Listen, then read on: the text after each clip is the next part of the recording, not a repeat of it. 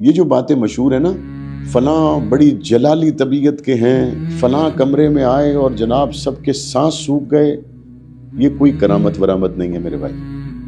جو یہ کہے کہ ان کی طبیعت میں بڑا جلال ہے، وہ تو جناب کھڑے کھڑے بےزتی کر دیتے ہیں، وہ تو سامنے آنے والے بندے کو کھری کھری سنا دیتے ہیں اور اس کی اتار کے ہاتھ میں پکڑا دیتے ہیں۔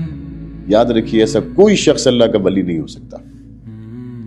اللہ کا ولی نرم دل ہوتا، اللہ کا ولی وہ ہے رحماء بینہم، جو مسلمانوں کے ساتھ پیار کرنے والا۔